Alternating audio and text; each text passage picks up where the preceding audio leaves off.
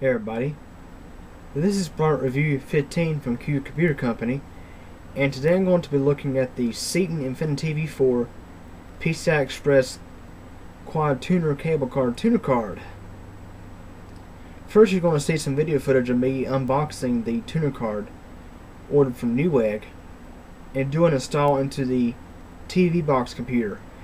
But the tuner card actually ended up in a different computer because it was not compatible with Enforce chipset, so I had to install it into a computer with the AMD chipset. Anyways, here's that footage.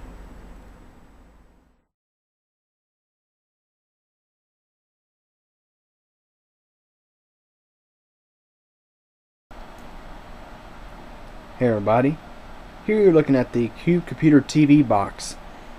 And this is actually what you used to set up on top of my TV in the living room. I used to refer to this computer as the Parts Home Theater PC, which that's what it is. Most of the components inside this thing were used parts.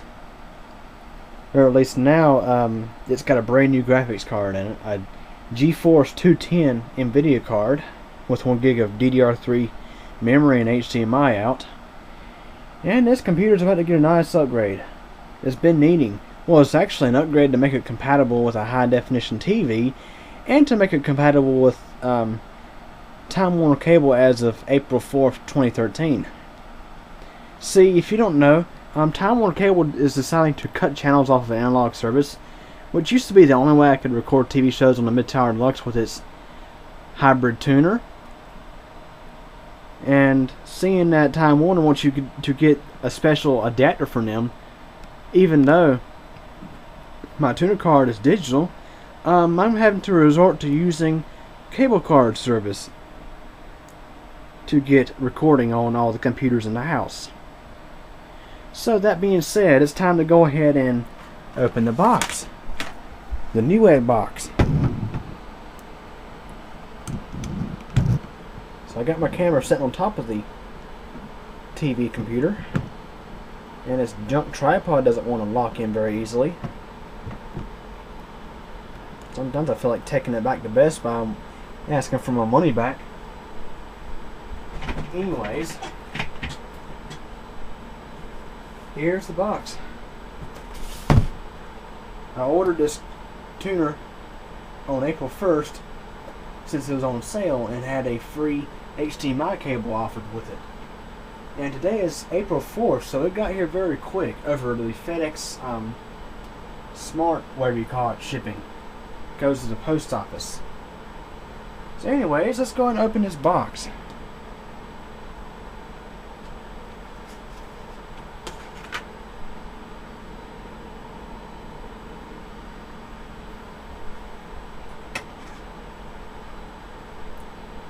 Got a very sharp knife here, which does very well opening boxes.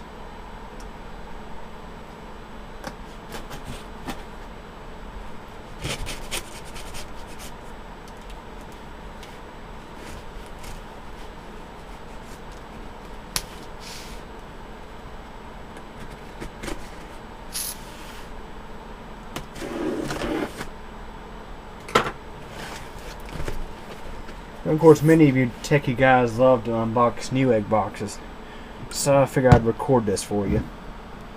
And it's funny, I got some old orphan videos from years back. Some of them in very poor formats, some of them actually recorded with a webcam of me unboxing Newegg boxes.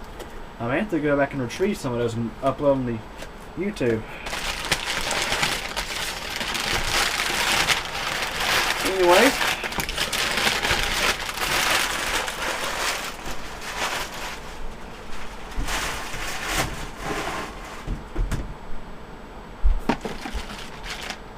here is the HDMI cable, the free HDMI cable.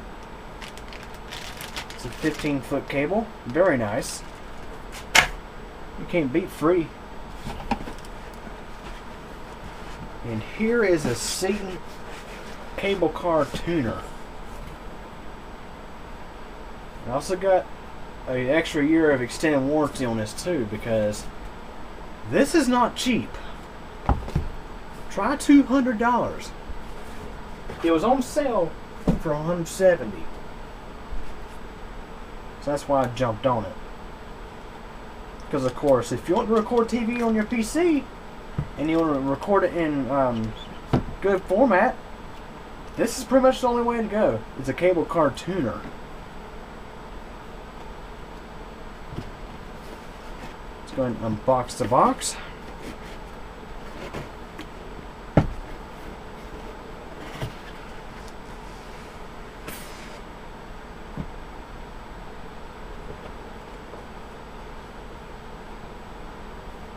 Here's a look inside the box. And a quick install guide here. This tells you to install the card into the computer, run the installer software, and I like how they give you a site to download the software from. You don't always have to include CDs.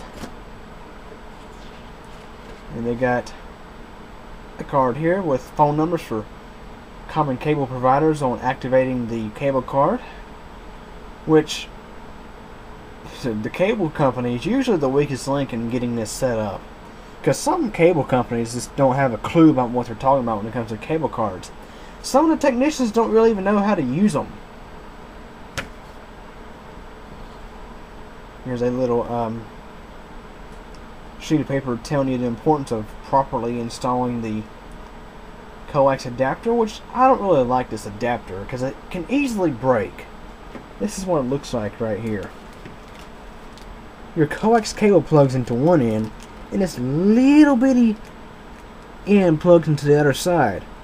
I'm going to do what somebody else did. I'm going to actually zip tie this or electrical tape it to the back of the system somewhere. So that way you won't be putting this in such a bind all the time, because a coax cable is very stiff and it can really damage this if not careful. And getting a replacement from Seton may not be the easiest thing. Set this to the side. Here's the tuner card. It's a PCI Express 1 expansion card. This is a good look at it right here.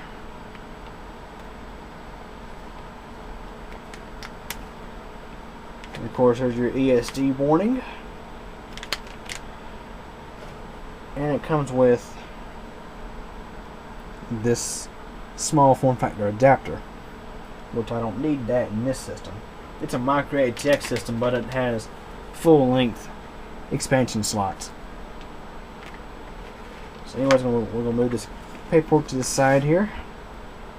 Now it's time to go ahead and install the card.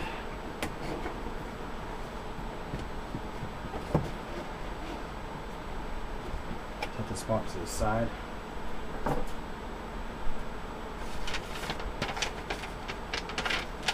Now, time to go ahead and install the tuner card. This is the Infinitv 4 cable card tuner. Here's a look at the back side. I tell you what, not bad. But I still wish the price is a little bit cheaper though, but I guess for 4 tuners it's not too awful bad.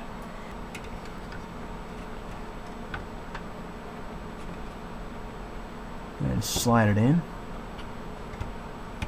It's now installed. Let's go ahead and tighten up the screw.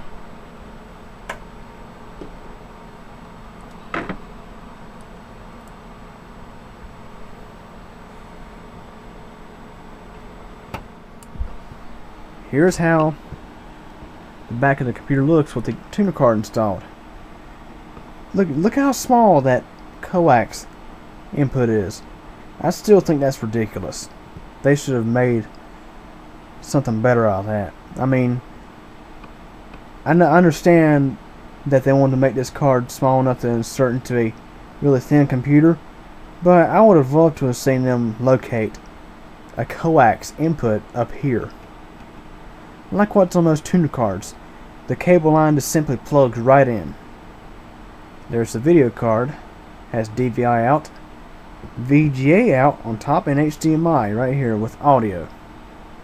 So that way it will reduce clutter behind the TV box. This way I don't have to run separate lines for audio. The video and audio is just in one cable. There's the back of the power supply. Very basic motherboard, only two USB 2 ports on it. One will get used for the remote IR receiver. And of course, crappy 10100 LAN. Went to Time Warner's office and got a cable card. This is what it looks like. Yours may look a little bit different. This is what the cable card looks like. So anyways, go ahead and slide it in.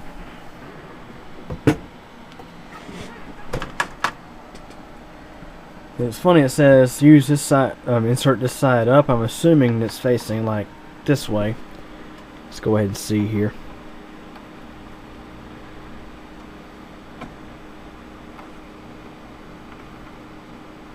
Try that away.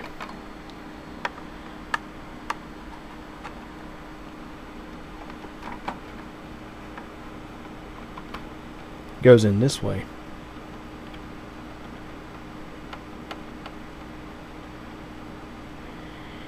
And it's installed. We're going to plug everything back in and start the computer up.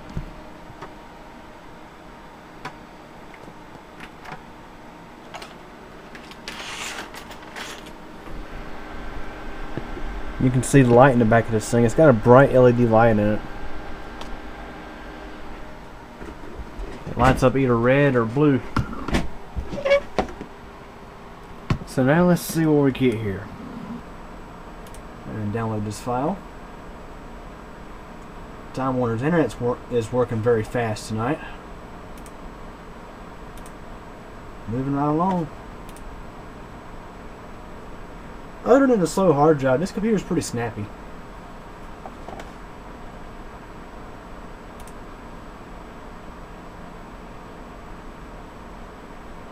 And the interesting journey shall begin.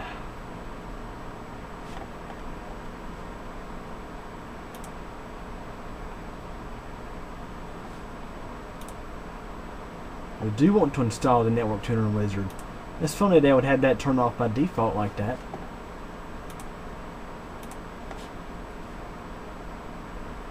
I mean, heck, the Network Tuner Wizard is one of the big things about this card that I wanted to see about it. I wanted to have. Because I like to record my own TV shows and everything.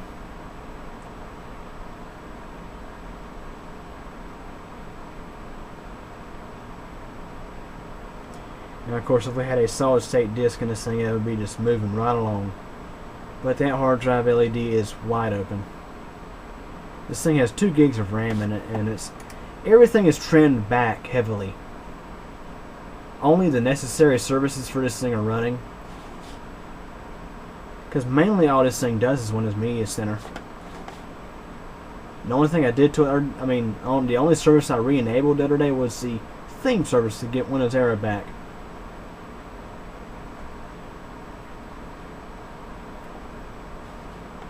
And AVG is apparently getting in the way of this.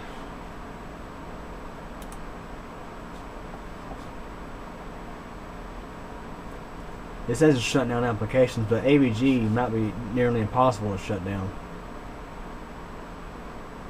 I'm hoping AVG antivirus is not going to cause me problems with this thing.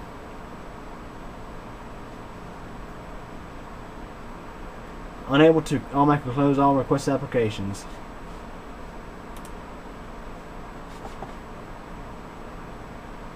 AVG always got to do something and get in the way. So it'll require a system restart. Even if it doesn't ask, I'm going to restart the computer.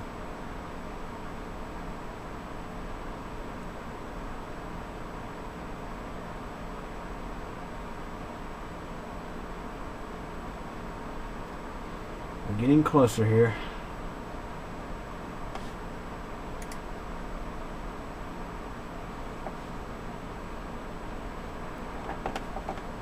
Always trust software from Seaton. Install.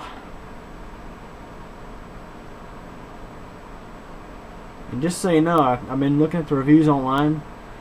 If your Windows 7 computer is configured to go to sleep, you want to turn that off. So while this is installed, I want to go ahead and show you something. It's in the control panel.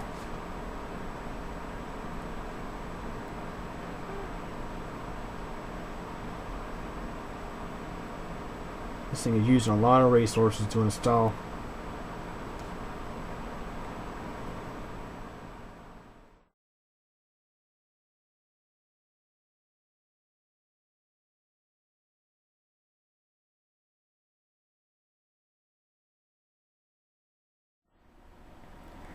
Okay, now you got to see the tuner card get unboxed, and you got to see the accessories that come with it and everything. This is actually not a bad tuner card. It's pretty nice. Although it does require quite a bit of stuff to get it working just right. And I'm going to try to explain some of the biggest issues that you can have with this tuner card in terms of installing it. I'm going to show you how to work around these kinds of problems. The first most common problem is the fact that this tuner card is not compatible with NVIDIA chipsets. If you go to install it on a computer with an Enforce chipset, when you actually go to install the driver software, the computer will hang. It will just do a hard freeze, CPU wide open, so wide open that the numlock key is slow to respond. So the tuner card is currently incompatible with Enforce chipsets. It should work fine with anything with like an Intel chipset, ATI chipset, or AMD chipset. That should work just fine. And once you get that installed, you're pretty much good to go. Now I'm going to talk about the second issue, and this has to do with network tuning. This tuner card has a feature to where you can run some of the tuners across the network to other computers. Let's say you want to install this in a workstation or something in a different room that doesn't have a TV. You can actually broadcast all four of the tuners to other PCs in the house. Basically what you do is you have to go into Windows Media Center and set everything up, but let me go ahead and show you something first. Let's say you have a computer that has a network bridge. For example, the Mid-Tower Deluxe here has two Ethernet adapters. Basically, one is for the input Ethernet and the other one is for a crossover cable, which I use when I'm actually working on other people's computers. This TV tuner card is different than most tuner cards out there for a reason. It's actually a different device than what you would expect for a tuner card. Let me go into Control Panel and show you exactly what I'm talking about here. This is on Windows 7 Professional 64-bit. Go into Device Manager. Normally, your TV tuner devices would show up under Sound, Video, and Game Controllers. Not this one. This one shows up under Network Adapters. This Seaton Infinity TV device acts as a network device even when it's on a local computer. Even when you're not even doing network sharing to other PCs, this actually is configured as a network device. Since my computer has a network bridge already in place, I had to get rid of the network bridge and go into Windows Media Center, which I'll do now just to show you exactly how it works.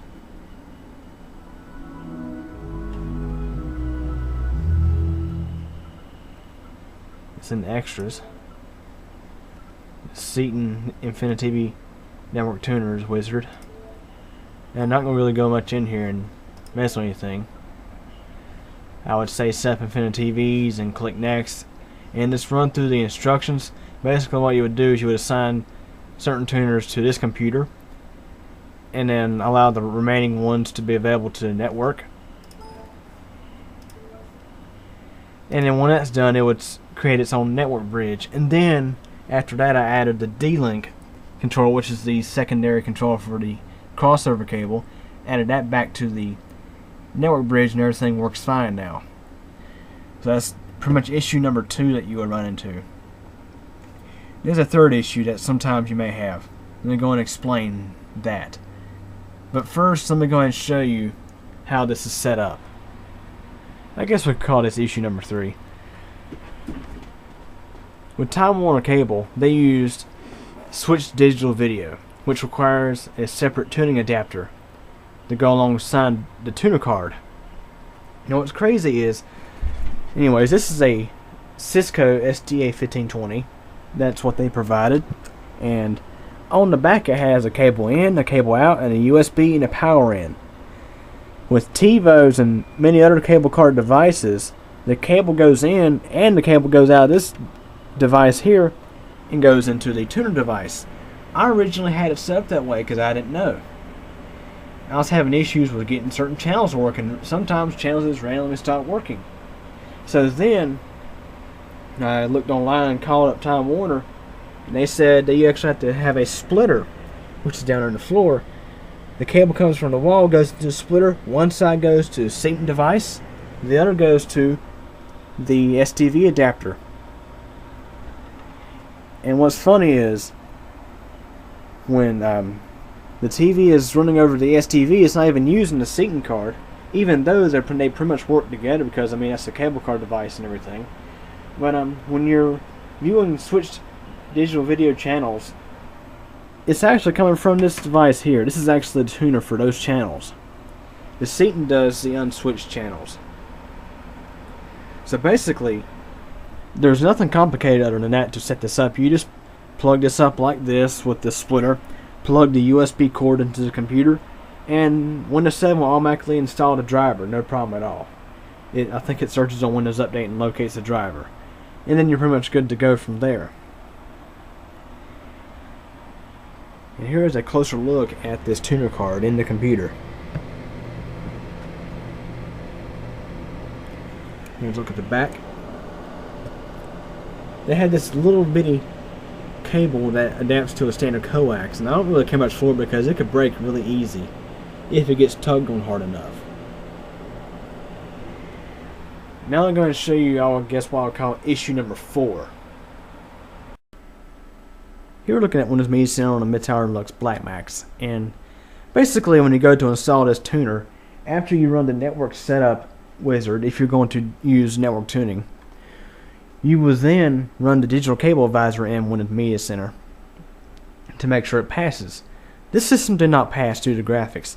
So what is I bypass the digital cable advisor to actually see what kind of error messages would occur when I go to watch TV. This computer has an old ATI Radeon HD 2400 Pro graphics card. Nothing really special. And the thing is, with Windows Media Center and Cable Labs, what they did to make an agreement was Microsoft come out with some software called PlayReady, which is digital rights management software that goes integrated into Windows Media Center when you set up TV. It actually manages things from many different areas, such as how many times you can record a show, whether you can copy that record show to another computer, whether you can view TV on a certain device, and so on and so forth. Just so many protections, and it gets annoying sometimes. This tuner card, in terms of graphics, would run 1080p high definition, no problem. But according to the digital cable advisor, this is not the tuner card is, excuse me, the video card is not a device that can support playback of digital protected content. So basically, this computer would have to have a new graphics card in order to be able to watch TV. And my plans were to have this as a third TV, so that way if Dad's watching Sports Center or something, Mom could be watching something else on here. This is the general idea. So basically, once you get to the digital cable advisor, you would then set up your TV signal as always, and then you'd have to, during the process, you'd have to pair your cable card with, let's say, Time Warner, for instance. They give you a phone number, and the phone number is incorrect. It's actually the general support phone number. You want to look on the included sheet that comes with the syncing card. They actually give you some phone numbers to call. And the one that's on the syncing card for Time Warner Cable is accurate. It's the right one. And pairing the cable card is fairly easy. They give you a cable card ID and a host ID, that kind of stuff, and you just give them that information and they pair a device within a minute or so and you're good to go. And then if you have signal problems, you'd have to actually call out Time Warner to have them look at the issue. That's what I had to do today. But anyways, let me go ahead and show you the issue at hand. This, I think I mentioned this was issue number 4, something like that. Not really sure. I'll go up here to TV. Now normally I couldn't even do something like this because I can't be broadcasting television over YouTube because that's copyright infringement. But the TV's not going to work. Try to view show. Play Ready is going to kick in and say there's a problem here.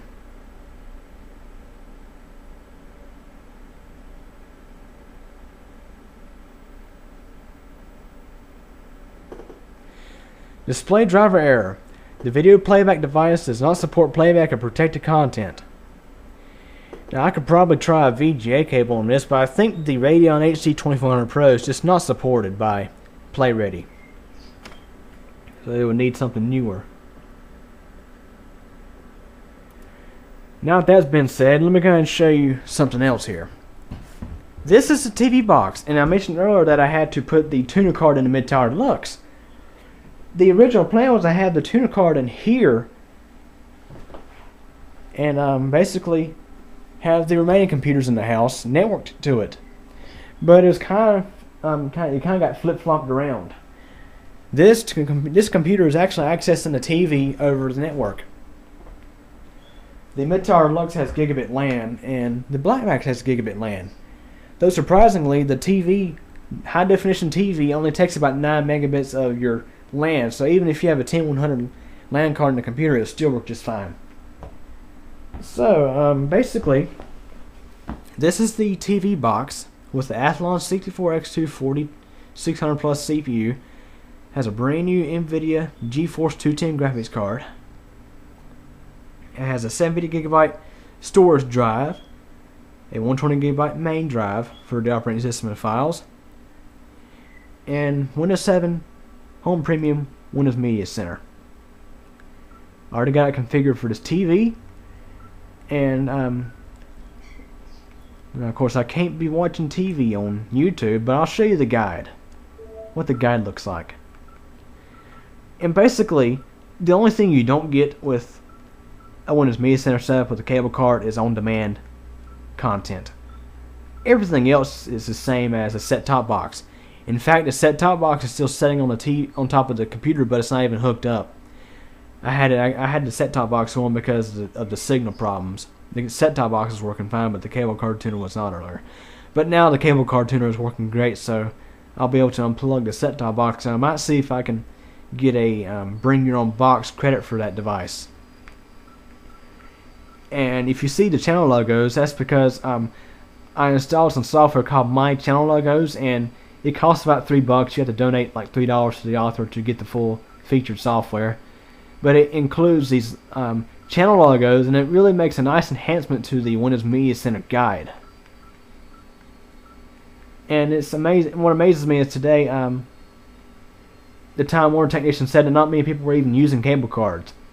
It really blows my mind because cable cards, I mean, when you get devices like this, you can really take advantage of this technology. I mean, the Seaton cable card tuner works great. I mean, once you get it set up, it works very nice. And what I'm going to do is I'm going to mute the audio and I'm going to blur the camera because I can't be showing this content on YouTube. So what I'm going to do is I'm going to back away from the TV.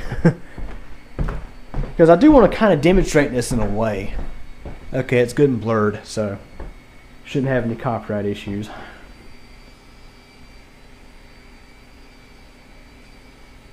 And this remote control might be getting a little bit low on the battery. Go to guide.